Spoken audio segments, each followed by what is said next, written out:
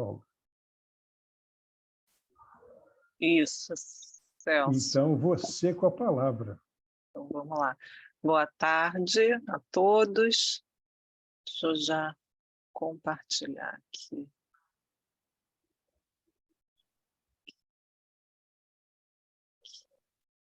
Estão vendo aí direitinho? Sim. O modo de apresentação? Perfeito. Então, boa tarde, gente. É sempre bom estar aqui.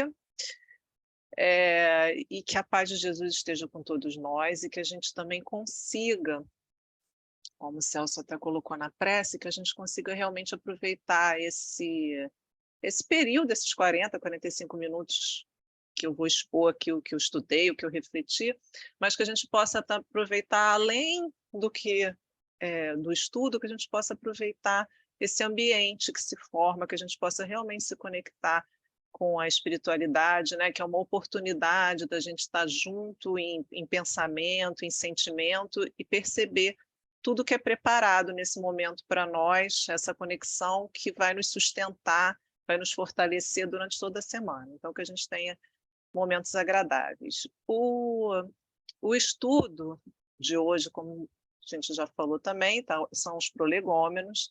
Ele está no Livro dos Espíritos.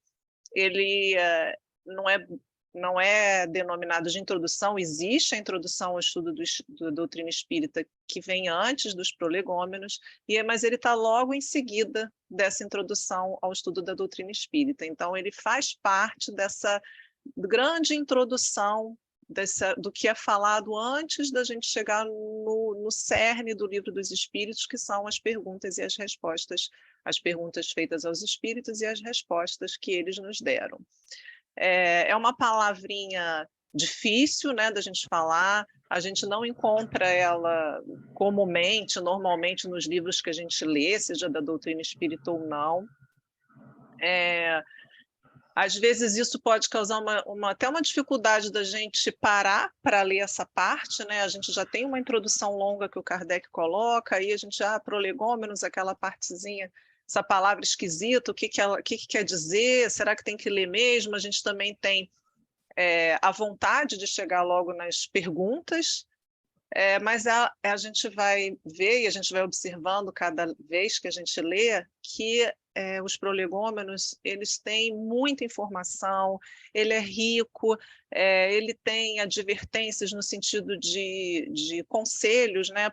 Não só para o Kardec, mas aquilo serve para todos nós, então é algo atual. Então é importante que a gente crie esse hábito de ler tanto a introdução, onde Kardec explica as palavras que ele vai utilizar, os termos, particularmente o significado que ele quer dar a esses termos, ele fala sobre toda a doutrina espírita. Nos prolegômenos ele também faz isso de uma forma bem resumida. Eu vou, do meio para o final do que eu vou falar, a gente vai ver, vai ler um pouquinho dos trechos dos prolegômenos, já que ele é pequeno, eu acho que dá para a gente ler e ir falando ao mesmo tempo sobre ele, mas antes eu vou trazer os significados de prolegômenos e também vou trazer um pouquinho de por que, além do que está escrito, ampliar esse conhecimento para a gente entender por que ele está colocado ali no início, qual foi o objetivo do Kardec, qual o contexto que ele foi escrito, por que teve essa necessidade de Kardec colocar esse texto entre a introdução e o início do livro propriamente dito.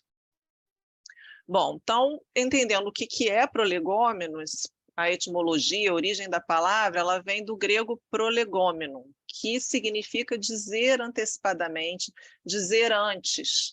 Então, é um termo literário, derivado do grego, que significa as coisas que são ditas antes, né? Antes do texto principal. Então, aqui alguns significados: conjunto de noções preliminares de uma ciência, princípios, elementos. É um amplo texto introdutório que contém as noções preliminares necessárias à compreensão de um livro, uma introdução, um prefácio. No caso do Livro dos Espíritos, ele não é longo, ele é pequeno até.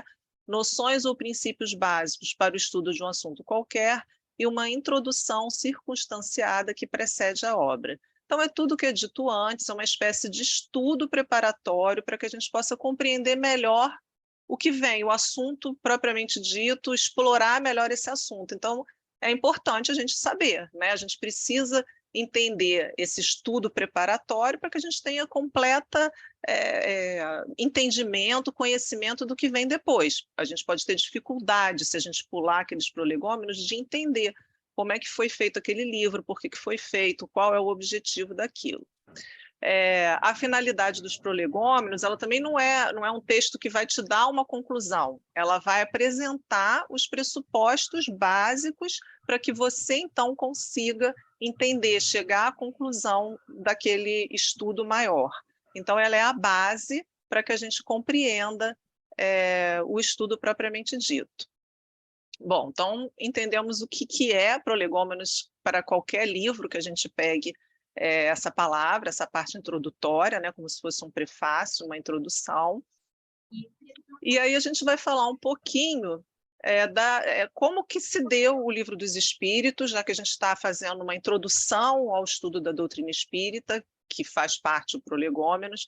A gente vai lembrar um pouquinho do Livro dos Espíritos e o contexto também histórico em que ele se deu. Então, o Livro dos Espíritos, como a gente sabe, é o marco inicial da doutrina espírita. Né? Ele foi publicado, a primeira edição, em 18 de abril de 1857, então ele está prestes a fazer 166 anos. Embora já tenha 166 anos, não é algo tão antigo, né? Ele está mais próximo da gente. Ele é um marco no início do grande processo de regeneração da humanidade. E, às vezes, a gente não consegue perceber a importância do Livro dos Espíritos, a importância de que ele é realmente esse marco nesse processo de regeneração, dessa saída do nosso mundo, do nosso jeito de viver como provas e expiações, né? Porque ele traz uma série de esclarecimentos da onde a gente vem, o que a gente está fazendo aqui, para onde a gente vai, qual o caminho que a gente deve seguir. Então, ele traz essa informação de regeneração, como a gente faz para chegar lá. Da mesma forma que quando Jesus, né, veio à Terra, e mesmo para aqueles que estavam ao redor dele, próximos dele, eles não conseguiam dimensionar a importância que Jesus teria para nós, né? A mensagem que ele estava trazendo, como aquilo era importante. Então, talvez a gente não consiga também ainda dimensionar essa importância do Livro dos Espíritos para a humanidade, né? Da mensagem que ele tem. Eu não estou falando aqui de espiritismo, mas da mensagem que traz o Livro dos Espíritos. E qual foi o contexto em que ocorreu o Livro dos Espíritos, né? Qual foi essa evolução histórica do surgimento do Livro dos Espíritos? É claro que a gente vai estar falando aqui de uma forma bem resumida, mas procurando trazer as principais datas, os principais acontecimentos, o que acontecia no mundo ocidental. Então, em 1848, tem início o movimento moderno espiritualismo, né? Porque a gente sabe que os fenômenos espíritas eles ocorriam e sempre ocorreram em todas as partes, mas começa a ter essa modernidade, né, trazido principalmente pelas irmãs Fox, lá com os fenômenos de Hydesville, nos Estados Unidos. Em 1850, começa, então, a maior difusão dos eventos com as mesas girantes na França, né? E a gente sabe que isso era uma febre. Esses fenômenos das mesas girantes, eles ocorriam nas mansões de senhoras da sociedade, eles eram relatados em jornais da época, como o L'Illustration. Essas reuniões em que faziam essas sessões, elas eram frequentadas por poetas, por intelectuais, por nobres, pela sociedade mesmo, né, da época, inclusive na França, por Victor Hugo. A França estava passando por uma grande mudança, grande reforma, as ruas estavam sendo transformadas em avenidas, bulevares, parques, a construção do Arco do Triunfo. O mundo estava cheio de descobertas científicas, de revolução industrial, muita coisa borbulhando, né? Tudo aquilo acontecendo ao mesmo tempo.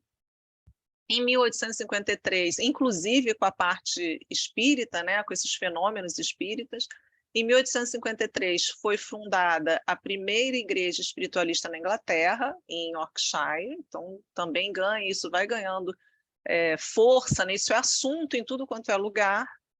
A gente tem que lembrar também que a França era o polo cultural da época, né? O que irradiava informação para o mundo. Em 1854, Hippolyte Léon Denisard Rivail, ele é informado por Fortier. Fortier era um magnetizador estudioso, junto com Kardec, né, sobre o magnetismo. E ele encontra com Kardec e ele fala sobre esse fenômeno das mesas girantes e ele acha que esse fenômeno, na verdade, é uma nova aplicação prática do magnetismo. Ele diz que as mesas falam para Kardec, e Kardec, nessa época, ele era muito cético, né? A mesa não fala, e ele diz que ele só vai acreditar quando ele vir e quando provarem que uma mesa tem cérebro para pensar, nervos para sentir e que possa tornar-se sonâmbula, né? Isso está lá em Obras Póstumas, quando ele fala isso. Ele duvida disso, mas ele quer ver, ele vai tomar pé dessa questão. Aí, em 1855, o senhor Carlotti, que era um grande amigo de Kardec há 25 anos, ele faz um longo relato sobre essas mesas girantes, né? Kardec mostra ainda reservas, mas como ele tinha muita confiança em Carlotti, ele para um pouco mais para pensar e para dar um valor àquilo que estava sendo falado, que, na verdade, essas reuniões em torno das mesas mediúnicas, elas eram sempre para o lado da diversão, da festa, né? Então, não eram levadas a sério. E aí Kardec, em 1855, ele assiste pela primeira vez uma sessão na casa da senhora Pleine Maison. Apesar do ceticismo, ele se surpreende com as respostas da mesa, que é aquilo que a gente já conhece, né? Com a questão da inteligência ali, está por trás alguma coisa inteligente. E ele diz, eu entrevia naquelas aparentes futilidades, que era como eram levadas aquelas reuniões, qualquer coisa de sério, como que a revelação de uma nova lei. Então ele consegue já perceber isso. Aí ele passa a frequentar as reuniões mediúnicas, ele recebe de um grupo de intelectuais, que aí Fortier, Didier, Carlotti, cadernos com comunicações diversas, ele já parte de um material, né, com muitas comunicações, antes dele começar a frequentar. Em 1856, ele percebe que aquelas anotações que já existiam, mais as anotações dele, vão tomando proporção de um livro, né? Ele já tem bastante material ali. As perguntas que ele faz para a mesa, né, aí, entre aspas, começam a ser de interesse sobre o futuro da humanidade, e não mais apenas curiosidades, né, diversão. Ele passa a realmente fazer perguntas filosóficas de interesse. Então, ele passa também a frequentar essas reuniões com questões preparadas, com questões mais pensadas, né? Eu pulei aí um pedacinho, só lembrando que é o Carlotti que fala para ele que as mesas falam por espíritos, tá? Então, quando ele vai assistir, ele já tem também essa questão, né? Será que falam por espíritos? Os espíritos se manifestam ali através da mesa. Bem, e aí os espíritos também que iam a essas reuniões, que eram mais sem grandes pretensões, era apenas por divertimento, passam a perceber que ali, né, Kardec, ele estava interessado realmente em outras questões. Então começam também a ser espíritos mais sérios, que vão respondendo de forma mais séria, vai submetendo aos espíritos mais particularmente, ele é orientado numa dessas reuniões de que para aquele objetivo que ele tinha, de fazer perguntas sérias, filosóficas sobre o futuro da humanidade, não era aconselhável que fosse naquele clima de festa, então que deveria ser algo mais particular para aquele fim que ele se sujeitava, que ele queria, né? A intenção dele era algo mais sério, então precisavam ser reuniões mais sérias também, onde tivesse maior controle. E aí Kardec vai avaliando, vai compilando essas informações, e ele vai percebendo que ele tem toda a base do Livro dos Espíritos de uma forma já organizada e metódica. Tá? Nessa época, as reuniões passam a ser na casa da senhora Boudin, mais particulares, que as filhas, a Julie e Caroline, que são as principais médias, são reuniões mais restritas. E aí, em 1857, a primeira edição com 501 perguntas. Em 1860, a gente tem a segunda edição definitiva com 1.019 perguntas, e essas duas edições, elas vendem muito, elas rapidamente esgotam. Então, a gente tem a base da doutrina, que é o Livro dos Espíritos, a primeira obra publicada, que é a capa da segunda edição, de 1860. A gente vê que levou cerca de 20 meses para Kardec organizar o material que ele tinha e o que ele apurou das perguntas dele. Quase todas essas respostas foram psicografadas por Julie e Caroline Boudin, que tinham 14, 16 anos. E na fase de revisão, que ele revisa aquelas questões todas, a médium que mais contribuiu foi Ruth Jaffé, de 20 anos. Em 1860 sai a segunda edição, e essa segunda edição ela foi necessária porque Kardec tinha muitas informações, né? Ele chegou quase que ao dobro das perguntas iniciais que constavam na primeira edição. Então, ele, em conjunto com os espíritos, ele decidiu revisar, ampliar, estender algumas questões que na primeira edição ele até responde de uma forma, através do conhecimento das outras respostas, ele vai vendo que tem que modificar aquilo. Então, Kardec tem esse grande trabalho de planejar, de filtrar, de refletir sobre aquelas questões. E a gente lembra também, né, que o Livro dos Espíritos ele é dividido em 4 partes. Os princípios fundamentais estão todos no Livro dos Espíritos, mas ele vai se dividindo, cada parte do Livro dos Espíritos vai dar origem aos outros 4 livros da codificação. Então, a parte primeira, ela dá origem à Gênese, que vai falar, né, da origem de tudo. A parte segunda vai dar origem ao Livro dos Médiuns, que é a parte prática, né, como é que a gente tem essa comunicação no mundo espírita. A parte terceira vai falar das leis morais no Evangelho segundo o Espiritismo, que é o nosso código de ação, é o nosso como a gente deve agir, está ali. E o Céu e o Inferno, que é a parte quarta, né, das esperanças e consolações, vai falar do nosso futuro, do porvir, o que a gente vai encontrar depois. No nosso caso, a introdução e os prolegômenos, eles é falado um pouco aqui no que é o Espiritismo. Tá? Ele lança o que é o Espiritismo, atendendo a várias correspondências que chegavam com dúvidas, então ele prepara em 1858 o que é o Espiritismo, que está fora dos 5 livros, né, da codificação, mas ele também é de Kardec e ele destrincha um pouquinho mais a introdução e os prolegômenos.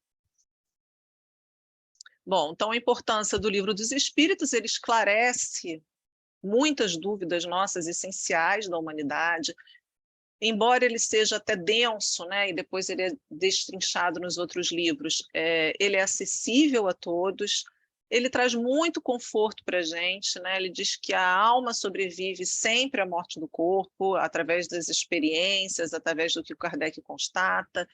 Ele diz que nós somos uma individualidade, nós somos os mesmos quando a morte do corpo chega, quando falecemos, nós continuamos os mesmos, né? Com as mesmas virtudes, os mesmos defeitos.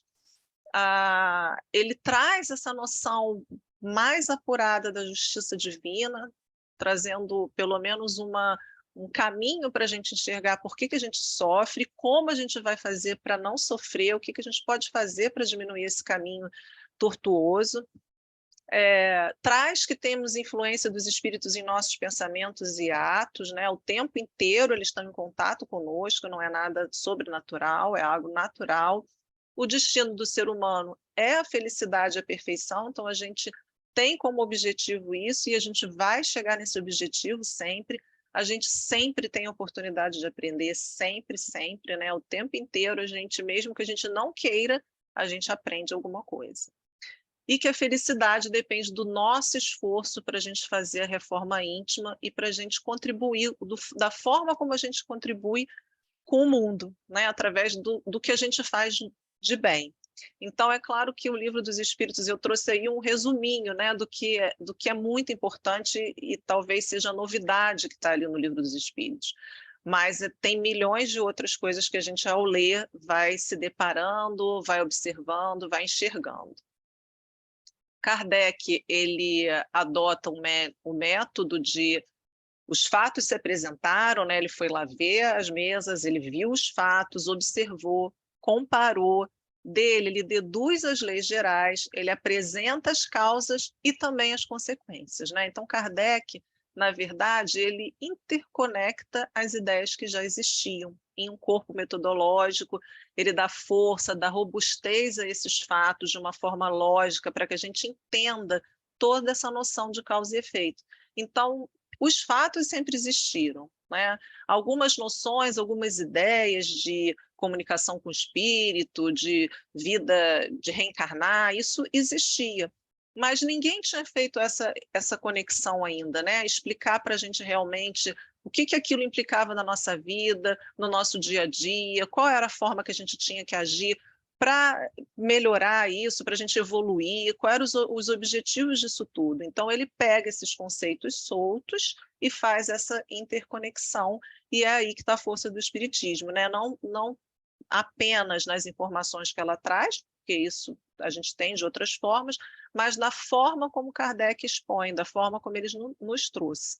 Então, esse método científico utilizado por Kardec se inicia com observação, ele implica em não julgar e se desprender de todos os preconceitos, né? Porque para que ele pudesse observar e tirar dali toda essa noção, essa questão de causa e consequência, de efeito, de ação e reação, ele não podia julgar, ele tinha que ser aquela página em branco, né, que a gente tenta ser, que a gente tenta chegar lá, e não ter preconceito, de forma que ele pudesse nos passar realmente o que os espíritos traziam, os conceitos de amor de Jesus, de sentimentos que a gente deve ter.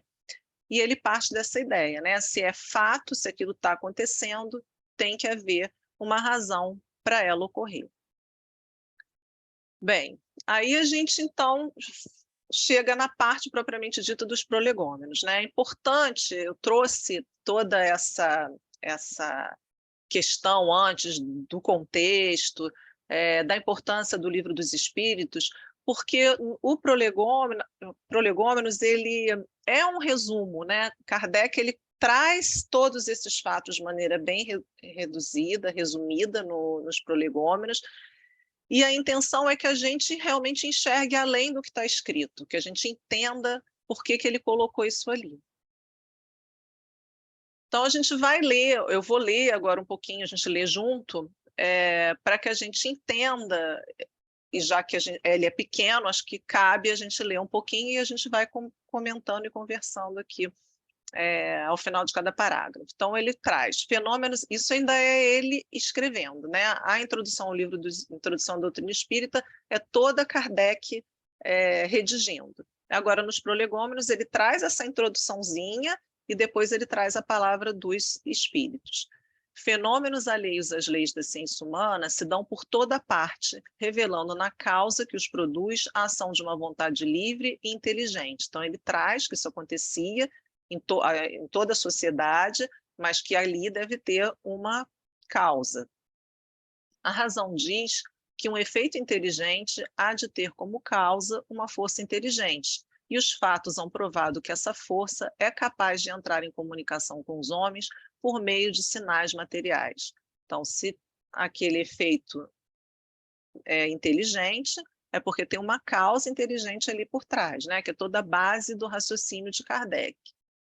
Interrogada acerca da sua natureza, essa força declarou pertencer ao mundo dos seres espirituais que se despojaram do invólucro corporal do homem. Assim é que foi revelada a doutrina dos espíritos, né? Então, nesses 3 parágrafos, ele conta a história, né? Como que ele chegou ao livro dos espíritos e da onde que ele deduziu, como ele chegou à conclusão de que eram espíritos que estavam ali. As comunicações entre o mundo espírita e o mundo corpóreo estão na ordem natural das coisas e não constituem fato sobrenatural, tanto que de tais comunicações se acham vestígios entre todos os povos e em todas as épocas. Hoje se generalizaram e tornaram patentes a todos. Então ele traz essa questão de que não tem nada de sobrenatural, aquilo não é um fenômeno sem explicações, aquilo ali é natural, acontece a comunicação entre os espíritos o tempo inteiro. Os espíritos têm por missão instruir e esclarecer os homens, abrindo uma nova era para a regeneração da humanidade. Então, a intenção dele era mostrar isso, que os espíritos que o aconselharam ali e que o ampararam durante o livro dos espíritos, nesse processo, né, de escrita do livro dos espíritos, eles estão ali para nos instruir, para nos esclarecer, para que a gente inicie essa nova era de regeneração. Então, lá nos prolegômenos, ele já está falando dessa questão da regeneração da humanidade, ele já tinha essa noção de como isso era importante para a regeneração. Este livro é o repositório de seus ensinos, foi escrito por ordem e mediante ditado de espíritos superiores para estabelecer os fundamentos de uma filosofia racional, isenta dos preconceitos do espírito de sistema. Nada contém que não seja expressão do pensamento deles e que não tenha sido por eles examinado. Só a ordem e a distribuição metódica das matérias, assim como as notas e a forma de algumas partes da redação, constituem obra daquele que recebeu a missão de os publicar. Então, ele chama a atenção de que esse livro é toda do conhecimento dos espíritos, que eles são espíritos superiores, que ali não tem preconceito, né? É uma filosofia racional, que eles examinaram e reexaminaram, e que Kardec também, a parte que lhe coube, foi distribuir isso metodicamente, didaticamente, compilar da melhor forma, separar em capítulos, refletir sobre aquilo, verificar até mesmo a parte de escrita mesmo, de forma que ela fosse bem entendida. Em o número dos espíritos que concorreram para a execução desta obra, muitos se contam que viveram em épocas diversas na Terra, onde pregaram e praticaram a virtude e a sabedoria. Outros, pelos seus nomes, não pertencem a nenhuma personagem, cuja lembrança e história guarde, mas cuja elevação é atestada pela pureza de seus ensinamentos e pela união em que se acham com que usam de nomes venerados. Então, ele coloca que os espíritos, alguns são conhecidos, outros não são conhecidos, mas têm o mesmo sentimento que esses mais conhecidos, né? Que eles querem o bem da Terra, têm sentimentos de pureza, de elevação, né? Não são espíritos perfeitos, mas são espíritos que estão com essa intenção de nos instruir, de esclarecer, de trazer o bem para a humanidade. Então, ele atesta isso pela pureza dos seus ensinamentos. Eis em que termos nos deram por escrito e por muitos médiuns a missão de escrever este livro. Aí agora ele vai relatar, agora vão ser os espíritos que vão falar o que eles queriam que colocasse no livro mesmo, né? Agora a redação dos espíritos.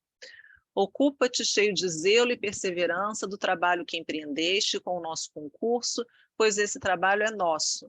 Nele pusemos as bases de um novo edifício que se eleva e que um dia há de reunir todos os homens no mesmo sentimento de amor e caridade.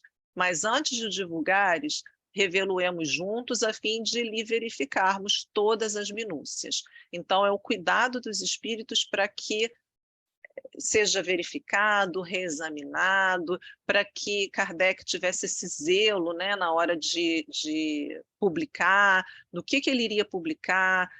A gente sabe que Kardec só publicava aquilo que ele tinha vários espíritos falando de várias maneiras, em lugares diferentes, então ele toma todo esse cuidado. Estaremos contigo sempre que o pedires, para te ajudarmos nos teus trabalhos, porquanto esta é apenas uma parte da missão que te está confiada e que já um de nós te revelou. Então, eles oferecem o auxílio sempre. Entre os ensinos que te são dados, alguns há que deves guardar para ti somente até nova ordem. Quando chegar o momento de os publicares, nós te diremos. Enquanto esperas, medita sobre eles a fim de estares pronto quanto te dissermos. Então, esse cuidado de meditar sobre os ensinos, Kardec não foi recebendo aquelas informações e saindo, colocando de qualquer maneira, né? A pedido dos próprios espíritos, ele revia, relia, refletia, até que pudesse ser publicado. Essa parte, né, que a gente gosta desse símbolo que a gente tem, quando traduz em símbolos para a gente fica mais fácil, né, da gente guardar a mensagem. Então eles desenham essa cepa, né, com a uva e colocam lá: porás no cabeçalho do livro a cepa que te desenhamos, porque é o emblema do trabalho do Criador. Aí se acham reunidos todos os princípios materiais que melhor podem representar o corpo e o espírito. O corpo é a cepa, o espírito é o licor. A alma ou espírito ligado à matéria é o bago. O homem quintessencia o espírito pelo trabalho, e tu sabes que só mediante o trabalho do corpo o espírito adquire conhecimentos. Então, olha quanta informação a gente tem aqui, né? Ele coloca que a cepa é o emblema do trabalho do Criador. Aí a gente lembra lá em João, né, quando o Cristo fala que eu sou a videira e meu pai é o agricultor, e todo ramo que não produzir frutos será cortado, né? E aí ele coloca que o corpo é a cepa é o tronco da videira, né, o pé de videira. O espírito é o licor, quer dizer, é o suco, né, o que sai ali da uva, e a alma ou o espírito ligado à matéria é o bago, que é o fruto, né? Então ali a gente tem a carcaça, o corpo da fruta, e o licor que está ali dentro, o suco que está ali, né? Então cada uva, cada fruto, o bago, é a alma, é uma analogia da alma, o espírito ligado à matéria. E aí ele ainda fala mais, né? Ele fala que o homem quintessencia o espírito pelo trabalho, né? Então ele traz como uma quintessência o trabalho, né? Como o trabalho é importante para a gente, e o trabalho no corpo, a gente encarnado, a gente adquire esses conhecimentos todos, a gente faz esse trabalho de quintessenciar. Continuando, não te deixes desanimar pela crítica. Encontrarás contraditores encarniçados, sobretudo entre os que têm interesse nos abusos. Encontrá-los-ás mesmo entre os espíritos. Por isso que os que ainda não estão completamente desmaterializados procuram frequentemente semear a dúvida por malícia ou ignorância. Prossegue sempre, crê em Deus e caminha com confiança.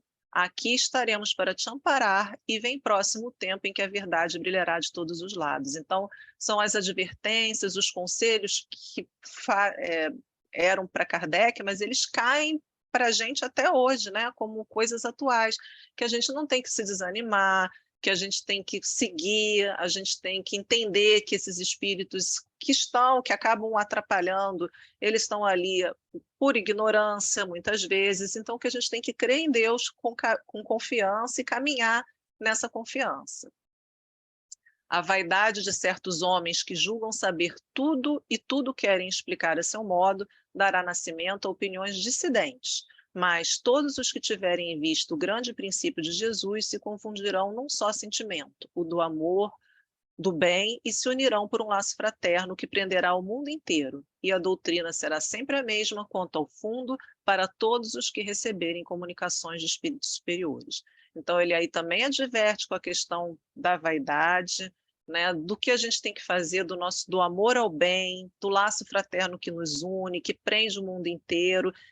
E ele coloca ali também, né, que a doutrina, quanto ao fundo, os fundamentos da doutrina, ele vai estar sempre ali, né? A ciência vem, nos traz informações, mas ela vai ser sempre a mesma quanto ao fundo. E aí ele traz a assinatura desses espíritos aqui, que assinam esse trecho dos prolegômenos. São João Evangelista, Santo Agostinho, São Vicente de Paulo, São Luís, o Espírito de Verdade, Sócrates, Platão, Fénelon, Franklin, Swedenborg, e ele coloca, etc., etc., né? Os outros que não têm nomes tão conhecidos, mas que são também espíritos comprometidos com o ensino, com o amor, com a nossa instrução. Então, a gente vê, assim, uma primeira observação é que essa separação dos prolegômenos da introdução propriamente dita ao estudo da doutrina espírita, Kardec também quis fazer essa diferença, né? Uma foi o Kardec que escreveu, a outra introdução foi orientada, o início dela, pelos próprios espíritos, e ele trouxe o que os espíritos colocaram para Kardec na construção do Livro dos Espíritos.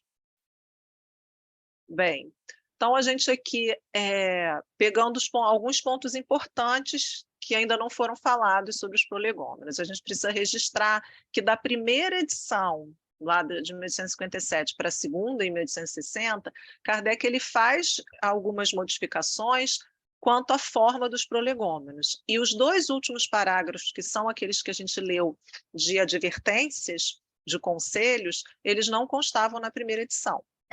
A lista dos nomes dos espíritos que assinaram a mensagem, que a gente acabou de ver no último slide, só aparece também na segunda edição. Na primeira ele não coloca a lista de nomes.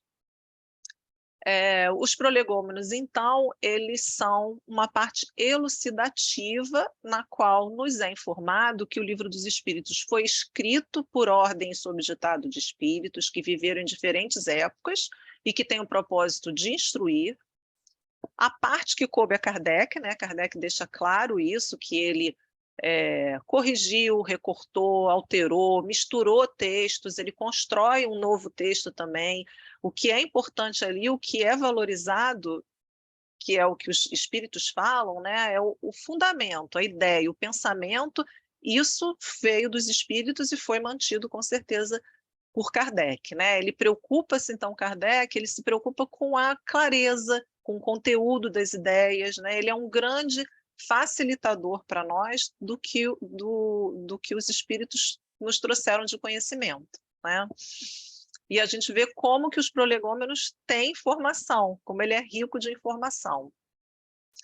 A recomendação de que o desenvolvimento do ser humano se faz no amor, na ajuda ao próximo. Os espíritos, eles oferecem toda a ajuda que se fizer necessária, tanto para Kardec, mas a gente sabe que isso também serve para nós, né? Quando a gente pede ajuda, a gente vai receber. E que essa comunicação entre encarnados e desencarnados, ela é algo natural, que não tem nada de sobrenatural, não tem nada de fenômeno, de sem explicações, ela é explicada e ela é algo natural, que a gente convive desde que o homem é homem até os dias de hoje, e a gente vai sempre conviver com essa troca. Bom, também os prolegômenos também são uma mensagem de esperança, que nos traz a importância do trabalho para a evolução espiritual, né? Como ele coloca lá, é a quinta essência, né? Na Grécia Antiga a gente tem que os fundamentos, as essências, os formadores de tudo eram 4 elementos, 4 essências, a terra, o ar, a água e o ar, e aí aparece o trabalho como essa quinta essência que nos vai dar essa oportunidade de aprendizado e de evolução. Como eu já falei, é uma advertência, um conselho para todos, não apenas para Kardec. Ela é atemporal, vai falar de vaidade, de orgulho, de egoísmo, que a gente sabe que isso daí vai afastar essa assistência dos próprios espíritos, isso vai ser uma barreira para a nossa evolução, então a gente precisa estar atento a isso, que a gente precisa fortalecer a nossa fé, seguir adiante, sem inquietação, né? Através do conhecimento, a cada hora a gente vai conhecendo mais, um pouquinho mais, e nos impulsiona para que a gente faça o melhor que a gente pode, né, que é o caminho do bem, do amor, e com confiança. É a base para a evolução, para a assistência dos bons espíritos, é a humildade e o desinteresse. E aí eu lembro também da página que o Celso leu no início, falando de conhecer a verdade, que essa verdade nos dá liberdade, né, e que a gente passa a enxergar o mundo de outra forma, que a gente não pode só querer enxergar a nossa verdade, né, só enxergar aquilo que a gente olha do nosso ângulo, mas que a gente tem que olhar dos outros ângulos também, para que a gente entenda, para que a gente conheça essa verdade toda e todo esse ensinamento. Após essa preparação propiciada pela introdução ao estudo da doutrina espírita, que foi lá a introdução propriamente dita, onde Kardec é o autor, e pelos prolegômenos, que são os vários espíritos, né, que é aquilo que precisa ser dito antes do estudo propriamente dito, a gente fica mais preparado para perceber esses novos conhecimentos e esses referenciais à humanidade. A gente fica mais preparado para olhar a vida sob vários ângulos, para que a gente entenda o outro, para que a gente compreenda o que a gente está fazendo aqui e o que a gente pode melhorar. Reafirma a grandeza, a misericórdia, a justiça e o amor de Deus. Bom, gente, para encerrar, eu trouxe esse pedacinho aqui do livro Ação e Reação, de Emmanuel, a introdução, né? A introdução é do Emmanuel, no livro Ação e Reação, onde ele faz também um resuminho sobre a codificação sobre a doutrina espírita. Os princípios codificados por Allan Kardec abrem uma nova era dos caminhos traçados por Jesus ao verdadeiro progresso da alma, compelindo a auscultação de si mesmo, e explicam que o Espiritismo, por isso mesmo, é o disciplinador de nossa liberdade, não apenas para que tenhamos na Terra uma vida social dignificante, mas também para que tenhamos, no campo do espírito, uma vida individual harmoniosa, devidamente ajustada aos impositivos da vida universal perfeita, consoante as normas de eterna justiça elaborados pelo supremo equilíbrio das leis de Deus. Então, que a gente consiga realmente cada vez mais estudar, se aprofundar em toda a codificação, em todos os livros, porque isso realmente abre essa nova era para a gente se transformar, para a gente ajudar nessa transformação do nosso mundo, da humanidade, né, disciplinando a nossa liberdade, para que a gente faça isso observando sobre todos os ângulos, entendendo o outro, aumentando realmente essa nossa capacidade de amar e esse nosso entendimento do que é o amor. Então era isso, gente. Obrigada, espero que eu tenha dado conta aí dos prolegômenos. Paula, olha, muito obrigado. O seu estudo foi, sobretudo,